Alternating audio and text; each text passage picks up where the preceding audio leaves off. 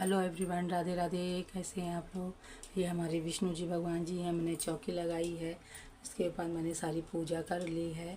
और ये हमारा घड़ा है जिसमें मैंने जल यहाँ तक पूरा भर के रखा है। कलावा बांधना है आपको। उसके ऊपर कोई फल खरबूजा नहीं मिला इसलिए नहीं रखना, लेकिन रखना ज़रूरी होता है। आप कोई भी फल रख सकते हैं। उसके बाद में ये माला भी चढ़ाना है फूल के।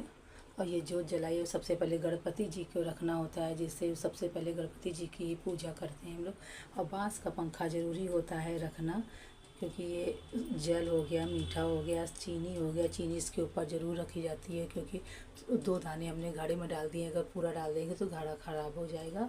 और जोत जला के भगवान विष्णु से अर्चना करनी है, प्रार्थना करनी है उनसे, अपने घर की, अपने परिवार की, अपने बच्चों की, हर कष्ट का निवारण करना होता है। क्योंकि निर्जला एकादशी परिवार की के सुख शांति के लिए ही मनाया जाता है। मोक्ष की प्राप्ति करने, पितृदोष के प्राप्ति शांत करने के लिए होता है। ये पंखा भी, ये सब दान करना होता है।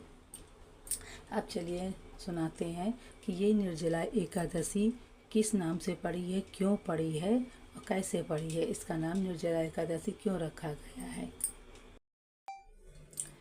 कथा सुनने के लिए सबसे पहले आप तिल रखना है, आपको फूल रखना है हाथ में। फिर इसके बाद में कथा सुननी होती है। निर्जला एकादशी की कथा महाभारत के पांडव भाई भीम से जुड़ी है, इसलिए इसे भीमसेन या पांडव एकादशी भी कहा जाता है। पौराणिक कथा के अनुसार भीम भोजन के अत्यधिक शौकीन थे और सभी एकादशियों का व्रत रखने में असमर्थ थे, जबकि उनके भाई और द्रौपदी नियमित रूप से एकादशी व्रत रखते थे। भीम को चिंता थी कि वे भगवान विष्णु का अपमान कर रहे हैं और उन्हें श्राप वेद व्यास से मार्गदर्शन मांगा। वेद व्यास ने उन्हें सलाह दी कि वे ज्येष्ठ शुक्ल पक्ष की एकादशी को निर्जला व्रत रखें, जिसका पुण्य सभी एकादशियों के बराबर है। भीम ने इस व्रत का पूर्ण भक्ति के साथ रखा और भगवान विष्णु की कृपा प्राप्त की।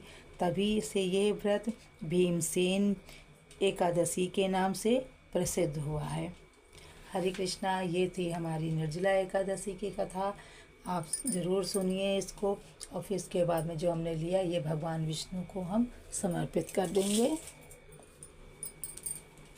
और हाथ जोड़ के उनसे, अपने परिवार की, अपने बच्चों की, मन से ध्यानपूर्वक आप ये व्रत स्वीकार करिए। जो गलतियों से क्षमा करिए, हर संकट को दूर करिए, उनसे प्रार्थना करिए, क्योंकि बहुत कठिन व्रत होता है। भगवान भी फल ज़रूर देते हैं, ऐसी बात नहीं, अगर मनोविश्वास से रखा जाए तो। हरे कृष्णा। राधे राधे जी।